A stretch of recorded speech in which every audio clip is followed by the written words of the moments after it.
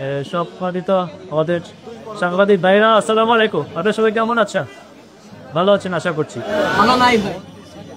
দেখুন, এটা হচ্ছে প্রেস ক্লাব। আমরা এখানে নিউজ সংগ্রহের জন্য আসি। সারা বাংলাদেশ থেকে যত ভুক্তভোগী, যত দুঃখ দুর্দশা কষ্ট, সেটা বলার জন্য প্রেস ক্লাবে আসে। আজকে আমাদের অত্যন্ত দুর্ভাগ্য, যেখানে সাংবাদিকরা এসেছি আমাদের দাবি নিয়ে। আমি ঠিক জানি না এটা শেষ কোথায়, আর আমাদের আর শেষ পর্যন্ত কত দূর যেতে হবে।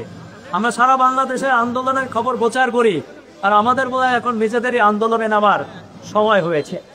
আমাকে অনেকে জিজ্ঞেস করে যে ভাই, ভালো সাংবাদিক হলে কি করতে হবে?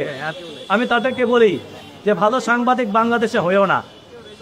কারণ বাংলাদেশে ভালো সাংবাদিকের পরিণতি হয় দুইটা। এক নম্বর হচ্ছে, যে কোনো মুহূর্তে দিনে বা রাতে তুমি গুম হয়ে খুন হয়ে যাবা, তোমার পরিবার জানবেও না যে তুমি কিভাবে খুন হলা। এটাই হয় আমাদের সাংবাদিকদের প্রথম পরিণতি। আর আমাদের দ্বিতীয় পরিণতি হচ্ছে একটাই, ভালো সাংবাদিক হবেন, কাউকে তেল মারবেন না, নিরপেক্ষ নিউজ করবেন, আপনাকে একসময় দেশ ছেড়ে চলে যেতে হবে। আমাদের এই সাংবাদিকের শেষ ঠিকানা এই দুটাই, হয় আমাদেরকে মরে যেতে হবে এই দেশে, না হয় দেশ ছেড়ে চলে যেতে হবে।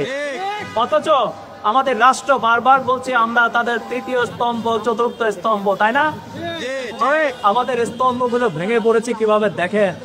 আমি আজকে খুব আফসোস করে বলেছি, আপনারাও লিখে রাখেন, সকল মিডিয়া সাক্ষী থাকেন, আমি আলী আসগর ইমন বলে গেলাম, এদেশে ভালো সাংবাদিক জন্মাবে না, যুগের পর জন্মাবে না।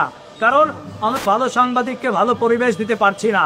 আমরা যদি পরিবেশ দিতে না পারি, আমরা যদি লালন পালন করতে না পারি, তাহলে এই দেশে যুগের পর যুগ চলে যাবে, ভালো সাংবাদিক জন্মাবে না। আর যারা সাংবাদিক হবে তারা হয় এভাবে খুন হবে, নৃশংসভাবে রাস্তায় পড়ে থাকবে, অথবা দেশ ছেড়ে পালিয়ে যেতে কিন্তু পূর্বে যেমনটা হয়েছে।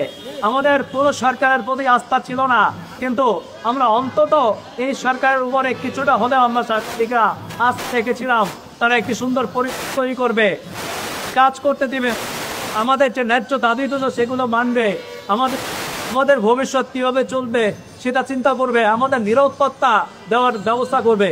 কিন্তু আমরা দেখলাম যে আমাদের জীবনে ন্যূনতম নিরাপত্তা নাই। আজকে আমার চিন্তা করে যে আমি রাখতে পারবো কিনা। আজকে আমার বন্ধু বান্ধব সবাই ফোন করে খবর নেয় তুমি রাত্রে বাসায় ফিরতে পারছো কিনা।